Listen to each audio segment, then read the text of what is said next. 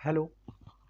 सो quantum mechanics के course को आगे बढ़ाते हुए आज हम लोग एक और इम्पॉर्टेंट टॉपिक को डिस्कस करेंगे और आज हम लोग डिस्कस करेंगे पोटेंशियल बैरियर को।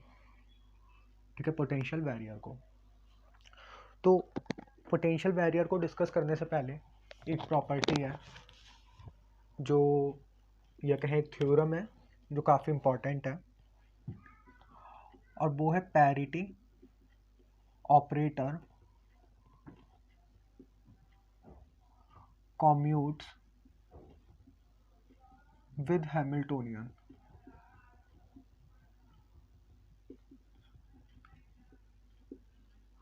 इसका मतलब क्या है कि जो पैरिटी ऑपरेटर है ये हैमिल्टोनियन के साथ कम्यूट करते हैं। अब पैरिटी ऑपरेटर को हम लोग कैसे डिनोट करते हैं? पाई से। ठीक है, पैरिटी ऑपरेटर को हम लोग जानते हैं, अगर मैं इसे साई एक्स पर ऑपरेट करूंगा तो क्या हो जाएगा? Sai minus x. अब ये साइन माइनस एक्स दो तरह से खुल सकता है, या तो आ जाए साई एक्स और या आ जाए माइनस साई माइनस एक्स। तो अगर पाई साई एक्स की वैल्यू साई एक्स आ जाती है तो हम इसे कहते हैं इवन पैरिटी, और अगर पाई साई एक्स की वैल्यू माइनस साई एक्स आ जाती है तो हम इसे क्या कहते हैं? ऑड पैरिटी, है ना। तो हम देखेंगे कि ये जो पैरिटी ऑपरेटर है ये हैमिल्टोनियन के साथ कम्यूट करता है। ओके, सो पाई एच साई एक्स, क्योंकि कॉम्यूटेशन रिलेशन क्या होगा? पाई एच, और इसे खोलेंगे तो कैसा आएगा? पाई एच माइनस एच पाई। तो पहले वाली टर्म निकाल लेते हैं, पाई एच। क्लियर? तो पाई एच साई एक्स, तो पाई ऐसे ही रखा, हैमिल्टोनियन ऑपरेटर को ऑपरेट कराया तो minus h cut square upon 2m d two psi x over d x square. Clear? Plus v x psi x. अब पैरिटी ऑपरेटर को ऑपरेट कराएंगे तो जाएगा minus h cut square upon 2m d two psi minus x upon d x square plus v minus x psi minus x. Clear है? इतना clear है? Minus h cut square upon 2m d two psi minus x over d x square plus v minus x psi minus x. Okay, इसे कह दिया equation number 1। अब हम लोग H पाई Sai x निकालेंगे, तो एच को ऐसे ही रखा और पाई साई एक्स क्या हो गया? Psi minus x. अब इस एच को ऑपरेट कराया तो जाएगा minus h cut square upon 2m d two psi minus x upon d x square plus v x psi minus x. Equation number 2। अगर इन दो इक्वेशंस को इक्वल होना है, अगर इन दो इक्वेशन को इक्वल होना है, अगर इन दोनों को कम्यूट करना है, अगर इन दोनों को कम्यूट करना है तो इसकी वैल्यू क्या आ जाएगी? 0। यानी कि पाई एच इक्वल आ जाना चाहिए एच पाई के। पाई एच की वैल्यू एच पाई के इक्वल आ जाना चाहिए। तो देखो ये फर्स्ट टर्म सेम है, ये वाली टर्म और इस वाली टर्म में डिफरेंस है। अगर मेरा पोटेंशियल इवन हो गया, इफ पोटेंशियल इज इवन, अगर मेरा पोटेंशियल इवन हो गया तो इसका मतलब क्या है? पैरिटी ऑपरेटर हैमिल्टोनियन के साथ कम्यूट कर जाएगा। अगर मेरा पोटेंशियल इवन हो गया तो पैरिटी ऑपरेटर हैमिल्टोनियन के साथ कम्यूट कर जाएगा। इसका मतलब पाई एच इक्वल्स टू, इसका मतलब क्या हो जाएगा? पाई एच इक्वल्स टू 0। और हमें पता है जब भी दो ऑपरेटर कम्यूट करते हैं, तो स्टार्टिंग के लेक्चर्स में मैंने आपको बहुत अच्छे से बताया था, जब भी दो ऑपरेटर कम्यूट करते हैं तो उनके आइगन फंक्शंस सेम होते हैं। ठीक है, तो इस लाइन को मैं बता देता हूँ, आप एक बार इसे नोट करो।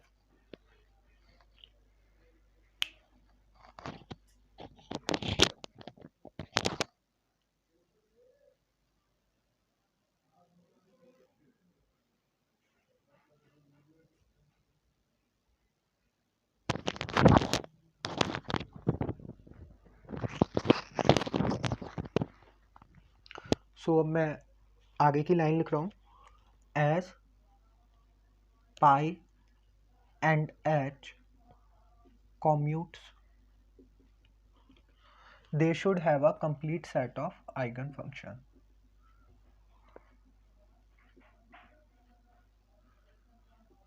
Complete set of eigenfunctions. इसका मतलब क्या हुआ? They should have a complete set of eigenfunctions. देखो, अगर पाई और एच कम्यूट कर रहे हैं तो जो पाई के आइगन फंक्शंस होंगे वो सारे के सारे आइगन फंक्शंस एच के होंगे, और जो एच के आइगन फंक्शंस होंगे वो सारे पाई के आइगन फंक्शंस होंगे।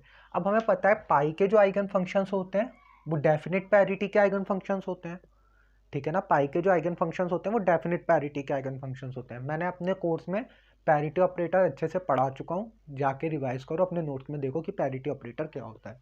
तो पैरिटी ऑपरेटर के जो आइगन फंक्शंस होते हैं वो डेफिनेट पैरिटी के होते हैं, यानी कि पैरिटी ऑपरेटर के आइगन फंक्शंस या तो इवन पैरिटी के होते हैं या ऑड पैरिटी के होते हैं, ठीक है। अगर मेरे पाई पैरिटी ऑपरेटर के जो आइगन फंक्शंस हैं उनकी पैरिटी डेफिनेट है और ये पैरिटी ऑपरेटर और हैमिल्टोनियन ये कम्यूट कर रहे हैं, तो इसका मतलब क्या है कि हैमिल्टोनियन के भी एच के भी जो आइगन फंक्शंस होंगे उनकी पैरिटी डेफिनेट होगी, ठीक है। सो यहाँ पे हम लिख सकते हैं वी कैन लुक ओनली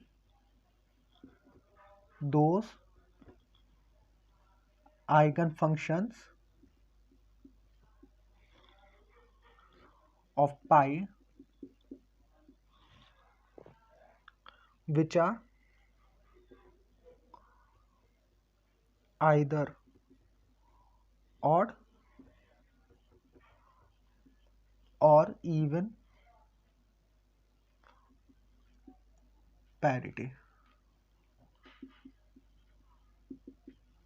बल्कि पाई की जगह पे एच लिख लो, ठीक है। पाई लिखा रहने दो क्योंकि पाई के जो होते हैं उनकी पैरिटी डेफिनेट होती है, ठीक है। पाई का मतलब यहाँ पाई का मतलब है जितने भी पाई के आइगन फंक्शंस होंगे वो सारे एच के भी आइगन फंक्शंस होंगे, क्योंकि पाई और एच कम्यूट कर रहे हैं। और ध्यान रखना ये किस केस के लिए है, जब मेरा पोटेंशियल इवन है, क्योंकि इस प्रॉपर्टी को मैं आगे अपने पोटेंशियल वेरियर में यूज करूंगा, ठीक है। तो any eigen function of H has to be a linear combination of these, ठीक है।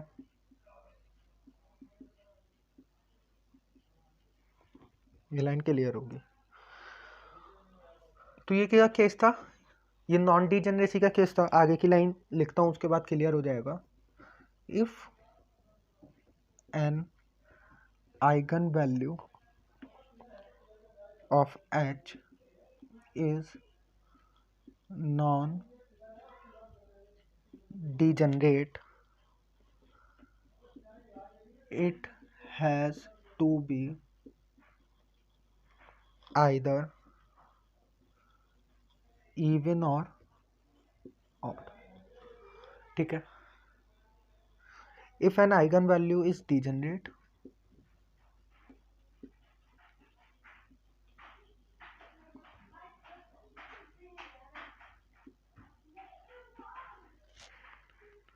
we can choose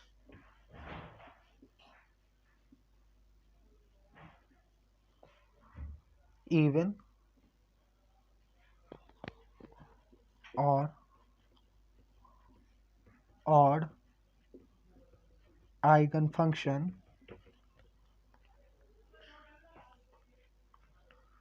to form a complete set, ठीक है। तो इन लाइन को एक बार फिर से पढ़ लेते हैं। पाई और एच कम्यूट कर रहे हैं तो वो आइगन फंक्शंस का एक कंप्लीट सेट बनाएंगे, और पाई की जो पैरिटी होती है यानी कि पाई के जो आइगन फंक्शंस होते हैं वो डेफिनेट पैरिटी के आइगन फंक्शंस होते हैं, यानी कि हमारे पास एच के जितने भी आइगन फंक्शंस होंगे उनकी पैरिटी डेफिनेट होगी, ठीक है। तो हम केवल पाई के उन्हीं आइगन फंक्शंस को देखेंगे जिनकी पैरिटी या तो इवन है या ऑड है, और एच के किसी भी आइगन फंक्शंस को हम इनके लीनियर कॉम्बिनेशन की फॉर्म में लिख सकते हैं, क्योंकि जो बेसिस बनेगी तो बेसिस के अंदर जो आइगन फंक्शंस होंगे उनकी पैरिटी डेफिनेट होगी। ठीक है, तो स्टेट के किसी भी मतलब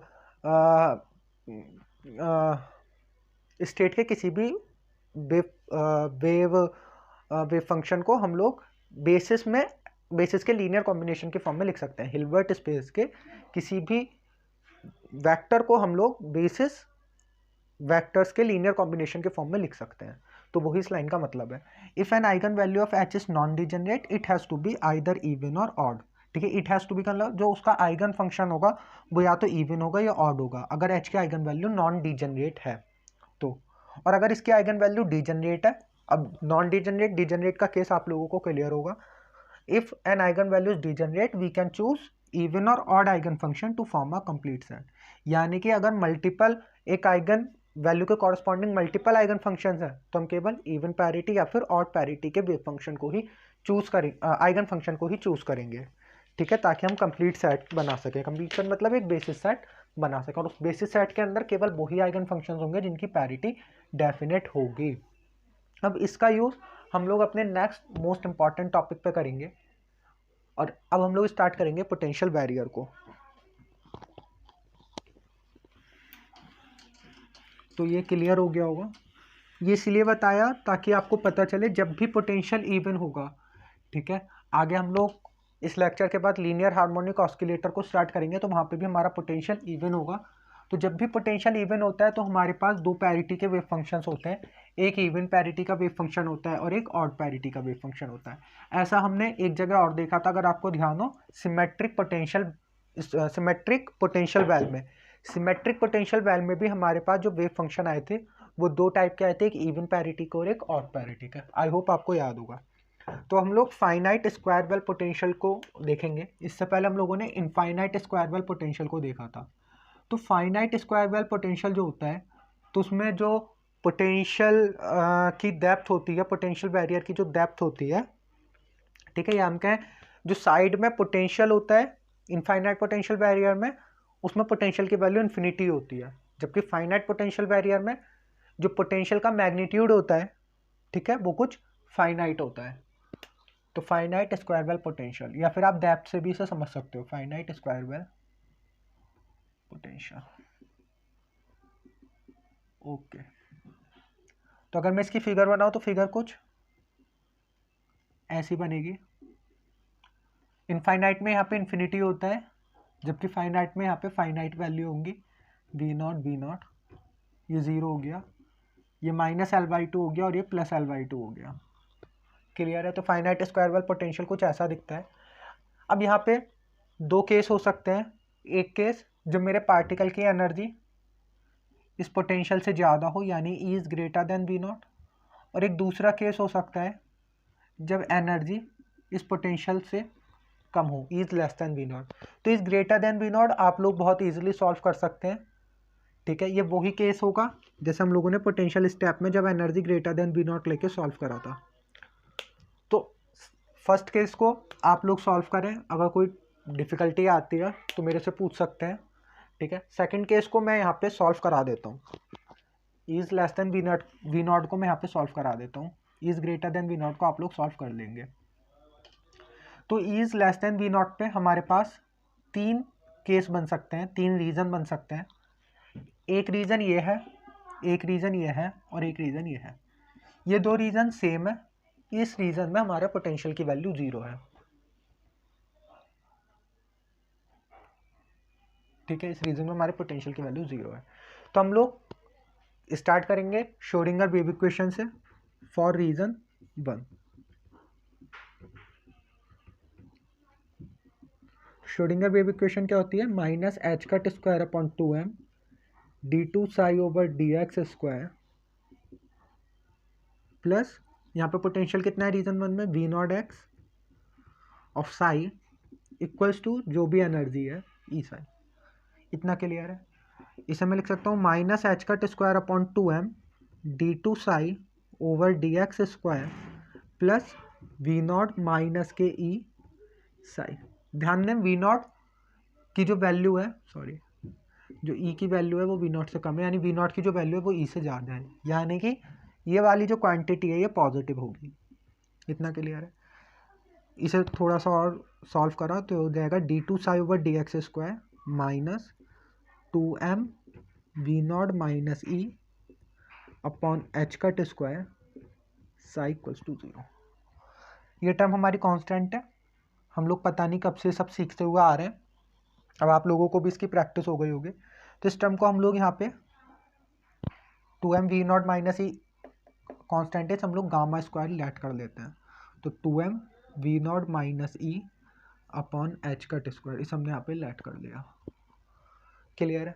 तो हो गया d2 psi over dx square minus gamma square psi equals to 0। ठीक है, अब ये एक होमोजीनियस डिफरेंशियल इक्वेशन हो गई, तो इसके लिए हम लोग ऑक्सिलरी इक्वेशन लिख लेंगे m square minus gamma square equals to 0, यानी कि m equals to plus minus gamma. Clear है। तो यहाँ से सॉल्यूशन क्या आ जाएगा, psi equals to a e की power gamma x plus b e की पावर माइनस गामा x। अभी हमने रीजन 1 में रखा, ठीक है, और ये गामा रियल पॉजिटिव नंबर्स हैं, गामा जो है ये रियल पॉजिटिव नंबर है। 2m v not minus e upon h cut square, तो गामा जो है वो रियल एक पॉजिटिव नंबर है। अब लेफ्ट रीजन में हम देखें तो x की वैल्यू निगेटिव बहुत ज़्यादा जा सकती है और हमारे वेव फंक्शन को फाइनाइट होना चाहिए। अगर x की वैल्यू माइनस इन्फिनिटी की तरफ टेंड्स कर जाती है तो ये वाली वैल्यू भी इन्फिनिटी की तरफ टेंड्स कर जाएगी, इसीलिए इसका जो ये कांस्टेंट है b इसे 0 होना पड़ेगा ताकि हमारा वेव फंक्शन फाइनाइट रहे। फॉर फाइनाइट वेव फंक्शन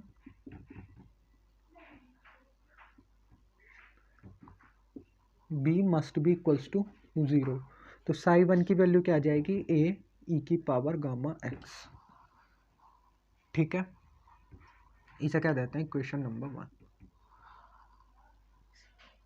ऐसे ही अगर हम अपने रीजन थर्ड के लिए सॉल्व करें, फॉर रीजन थर्ड, तो आप लोग सॉल्व करना रीजन थर्ड के लिए, तो वो जो मेरा वेव फंक्शन आएगा साई थर्ड वो क्या आएगा, उसे मैं ई और एफ से लिख देता हूँ। तो ई की power gamma x plus F E की पावर माइनस गामा एक्स।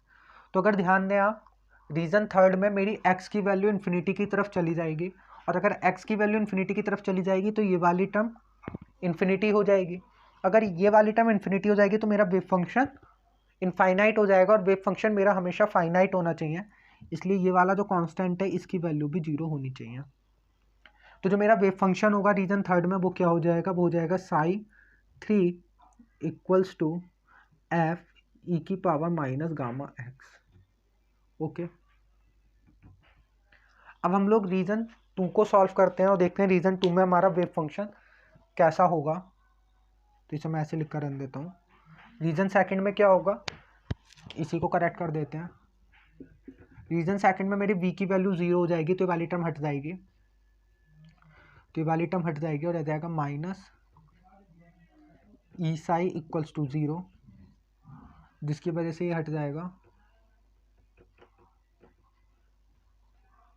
और ये आ जाएगा minus minus plus 2m upon h cut square.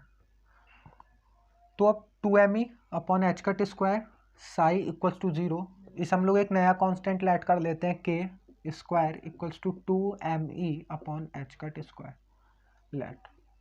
ठीक है, तो वैल्यू हो गई plus k square psi equals to 0, जिसे अगर मैं सॉल्व करूं ऑक्सिलरी बना के तो हो जाएगा M square plus K square equals to 0, यानी m की वैल्यू हो जाएगी प्लस माइनस आयोटा k।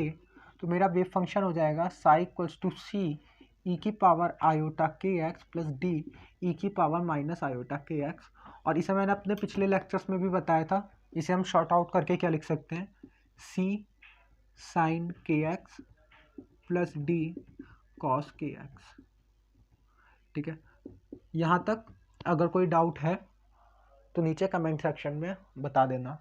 मैंने रीज़न 1 के लिए वेव फंक्शन सॉल्व करा, ये आया। रीज़न थर्ड के लिए सिमिलरली ऐसे ही सॉल्व होगा, वेव फंक्शन ये आ गया, और रीज़न सेकंड के लिए सॉल्व करा तो वेव फंक्शन ये आ गया। अब मैं तीनों रीजन्स के लिए अपना कंबाइन करके वेव फंक्शन लिख सकता हूँ।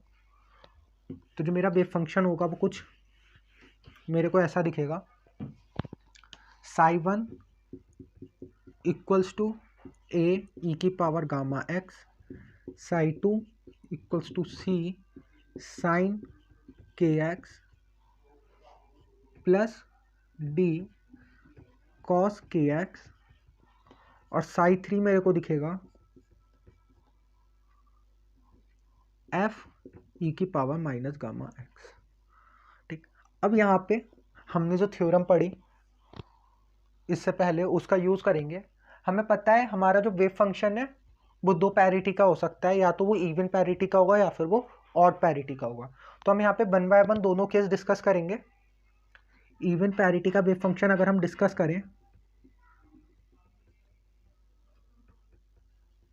आइगन फंक्शन लिख देते हैं।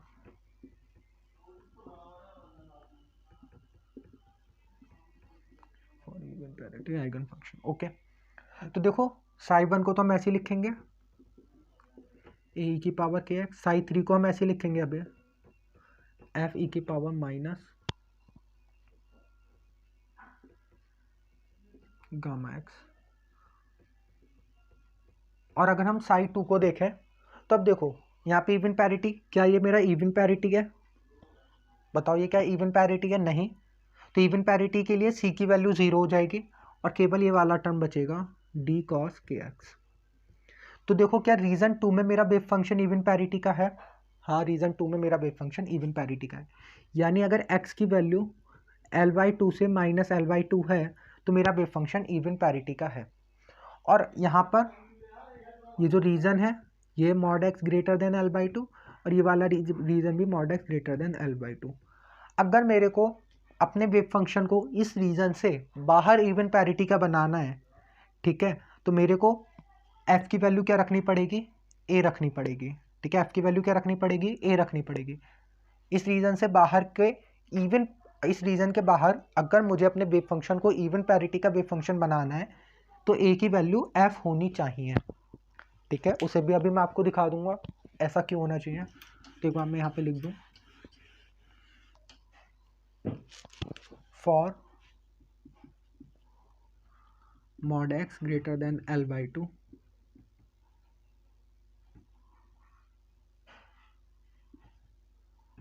For even wave function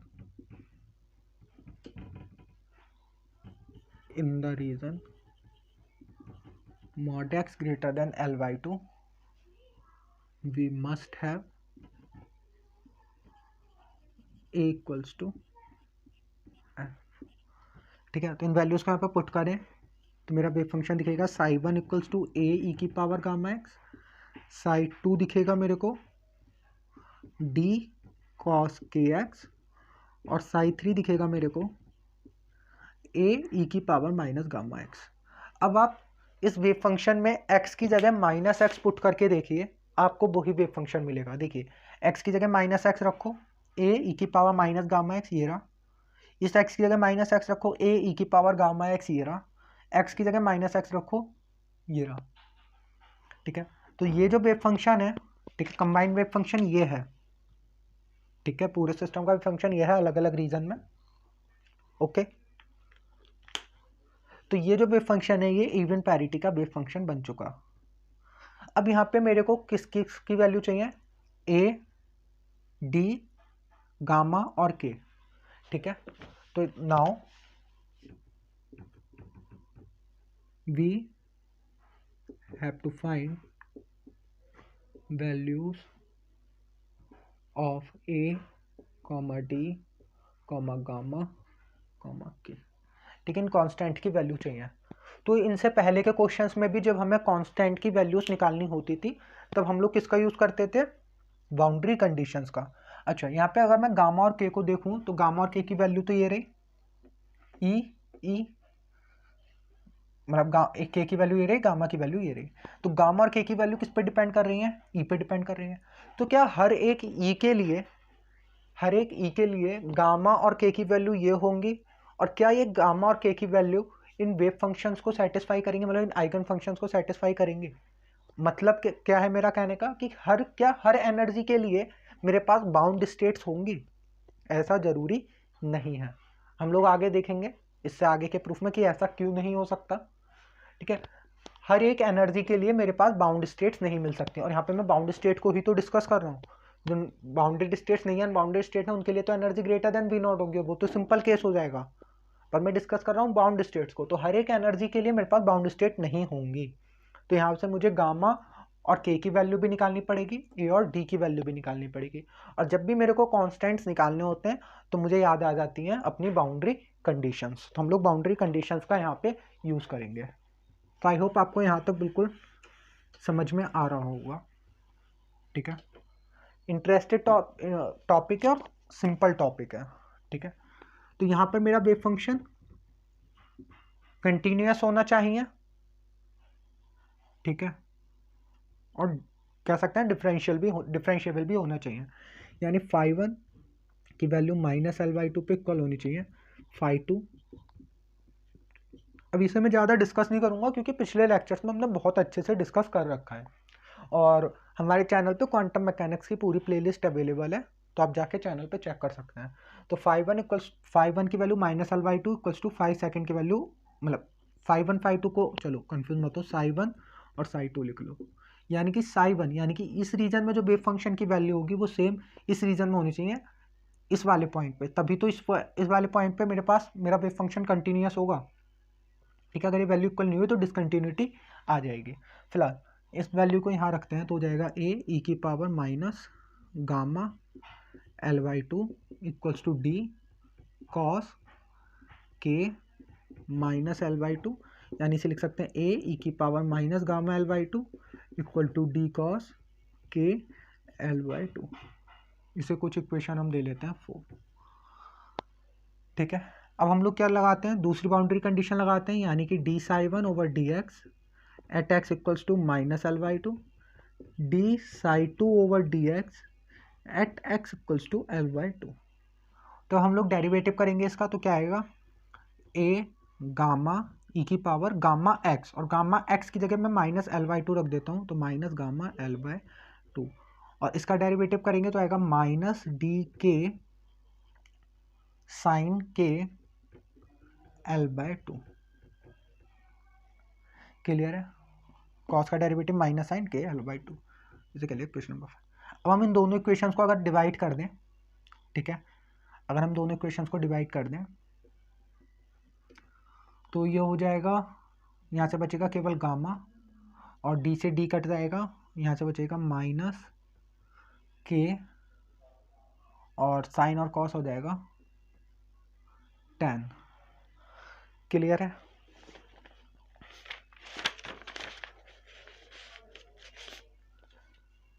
sorry यहाँ पे माइनस आता, -L/2 पे चेक कर रहे हैं ना, तो यहाँ पे हम माइनस रखेंगे और ये माइनस आके प्लस हो जाएगा। ठीक है, यहाँ पे माइनस आता ना, इस वाले पॉइंट पे चेक कर रहे हैं, इसलिए मैं सोचा था माइनस कैसे आ गया। So gamma equals to k sine divided by cos tan k L/2। Clear है,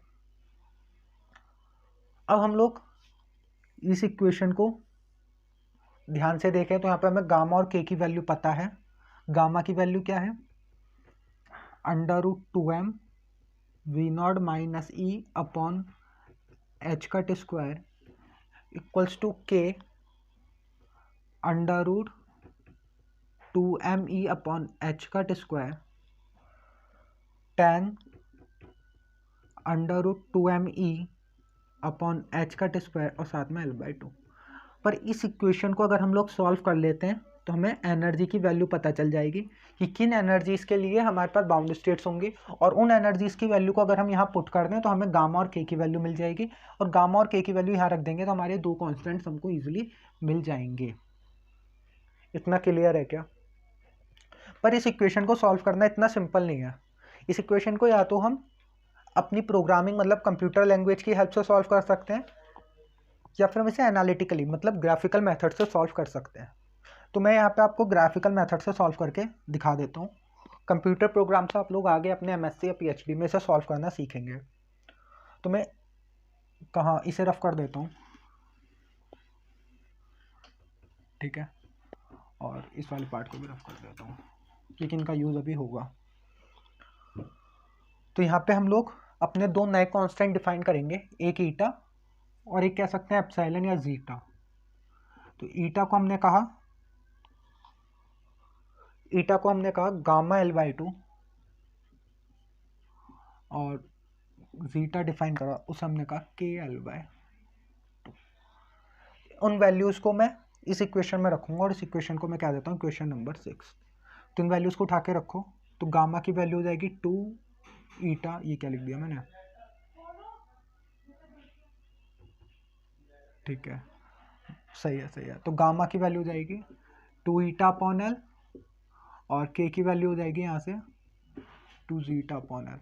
तो इन वैल्यूज़ को यहाँ रख दो, तो गामा की वैल्यू हो जाएगी 2 eta upon l equals to k की वैल्यू हो जाएगी 2 जीटा अपॉन एल टैन के की वैल्यू रख दो 2 zeta upon L and L/2। तो इससे कट गया और ये वैल्यू आ जाएगी eta equals to zeta tan zeta, eta equals to zeta tan zeta. Okay, सही है। अब इन दोनों इक्वेशंस को ध्यान से देखो, एक इक्वेशन मेरे पास ये आ गई और इन दोनों इक्वेशंस को स्क्वायर करके अगर मैं ऐड करूं तो मेरे पास वैल्यू आ जाएगी eta square plus zeta square equals to gamma square plus K square L square upon 4। ठीक, अगर मैं गामा स्क्वायर और के स्क्वायर को ऐड कर दूं तो गामा स्क्वायर की वैल्यू हो जाएगी 2m v0 minus e upon h cut square plus K square की वैल्यू हो जाएगी 2me upon h cut square साथ में एल स्क्वायर अपॉन 4। तो इससे वाली टर्म कट जाएंगी। तो यहाँ से ईटा स्क्वायर, आई होप समझ में आ रहा होगा, तो यहाँ से ईटा स्क्वायर प्लस जीटा स्क्वायर की वैल्यू क्या हो जाएगी, इस 2 से भी कट जाएगा 4, तो हो जाएगी m v0 L square upon 2 h cut square. ठीक है, तो ईटा स्क्वायर प्लस जीटा स्क्वायर की वैल्यू हो जाएगी m v0 L square upon 2 h cut square. तो हमारे पास ये दो इक्वेशंस आ गई, सही है। अब मैं इन दो इक्वेशंस को ड्रॉ करूंगा, तो वाला पार्ट में रफ कर देता हूँ, अगर ज़रूरत पड़ेगी तो रख लेंगे। फिलहाल इस इक्वेशन को ध्यान से देख लो एक बार। यहाँ से अगर मैं d की वैल्यू निकाल लूँ तो d की वैल्यू क्या हो जाएगी, a e की power minus gamma L/2 upon में कॉस के L/2। d की वैल्यू हो गई a e की power minus gamma L/2 upon cos k L/2। इस d की वैल्यू को मैं यहाँ सब्स्टिट्यूट कर दूंगा, तो मेरा ये जो d कांस्टेंट है ये भी हट जाएगा। ठीक है, तो इसे मैं यहाँ से लिख सकता हूँ a e की power minus gamma L/2 upon cos k L/2 और साथ में cos k x. I hope it is clear to you. अब मेरे को इन दो इक्वेशंस को सॉल्व करना है और ईटा और जीटा की वैल्यू निकालनी है। वो वैल्यू मैं यहाँ पे रखूँगा तो मेरे को के और गामा की वैल्यू मिल जाएगी। ठीक है, तो इस पार्ट को मैं रफ कर देता हूँ यहाँ से।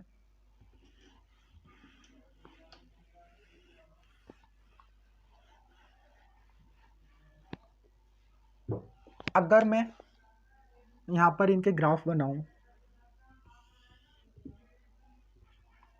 तो इसका जो ग्राफ बनेगा eta equals to zeta tan zeta का, तो ये कुछ ग्राफ ऐसा बनेगा।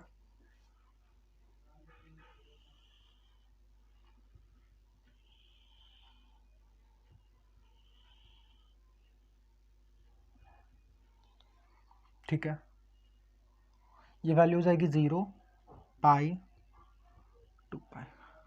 क्लियर। अच्छा, इस पूरे टर्म को अगर मैं आर स्क्वायर कंसीडर कर लूँ तो ये हो जाएगा मेरा eta square plus zeta square equals to R square. देखो tan 0 की वैल्यू 0, tan पाई की वैल्यू 0, तो ईटा यहाँ पे मैं ईटा ड्रॉ कर रहा हूँ 0, tan 2 पाई की वैल्यू 0, tan पाई बाई 2 ये वैल्यू इनफाइनाइट पहुँच जाएगी, तो ग्राफ इनफाइनाइट पे जा रहा है। क्लियर है? तो यहाँ पे मैंने ईटा और जीटा को ईटा और जीटा को प्लॉट कर रहा हूँ, तो ये वाली इक्वेशन में यहाँ प्लॉट हो गए। इसके बाद इस इक्वेशन को देखो, इस सर्किल की इक्वेशन है, तो इफ आर स्क्वायर या if R is less than pi, यानी कि जो रेडियस है वो पाई से छोटा है, if R is less than pi, तो ये जो सर्किल ड्रॉ होगा ये कुछ ऐसा ड्रॉ होगा, इसकी जो रेडियस है वो पाई से कम आएगी, और यहाँ पर हमें एक कट मिल जाएगा। सुन में आ रहा है? तो अगर मेरी रेडियस पाई से कम हुई तो मेरे को एक पॉइंट मिल जाएगा, और इस पॉइंट को हम लोग डिनोट कर लेते हैं ईटा नॉट और जीटा नॉट से। क्लियर? अगर मेरी ये जो वैल्यू है आर की ये 2 पाई से छोटी और पाई से बड़ी हुई तो मेरे को दो बाउंड स्टेट मिलेंगी, एक एक इस कर्व पे और एक इस कर्व पे। ऐसे ही अगर मेरी वैल्यू 2 पाई से बड़ी और 3 पाई से छोटी हुई तो मेरे को 3 कट मिलेंगे, यानी कि 3 बाउंड स्टेट पॉसिबल होंगे। इतना क्लियर है? तो सपोज मैं केवल एक बाउंड स्टेट के लिए निकाल देता हूँ, तो यहाँ से मेरे को पॉइंट मिल गए ईटा नॉट एंड जीटा नॉट, मेरे को कर्व पे जो भी पॉइंट होंगे मेरे को मिल गए। तो यहाँ से मेरी गामा की वैल्यू क्या हो जाएगी 2 ईटा नॉट अपॉन एल, जो वैल्यू यहाँ से मेरे को मिल चुकी होगी, और यहाँ से के की वैल्यू क्या हो जाएगी 2 जीटा नॉट अपॉन एल। तो यहाँ से मेरे पास गामा और के की वैल्यू आ गई। गामा और के की वैल्यू आने के बाद मेरे पास गामा के गामा ये वैल्यू आ गई, और ये तीनों मेरे पास ए में आ गए, और इस ए की वैल्यू मैं कैसे निकाल लूँगा, इसे नॉर्मलाइज करके, तो minus infinity to infinity psi x square d x, इसकी वैल्यू क्या होनी चाहिए 1। तो इस कंडीशन की हेल्प से मैं अपने कांस्टेंट ए की वैल्यू भी फाइंड आउट कर सकता हूँ। अगर मैं इसको ध्यान से देखूँ are is less than pi, तो मेरे को क्या कंडीशन देता है, ये मेरे को कंडीशन देता है, रफ करता हूँ कुछ,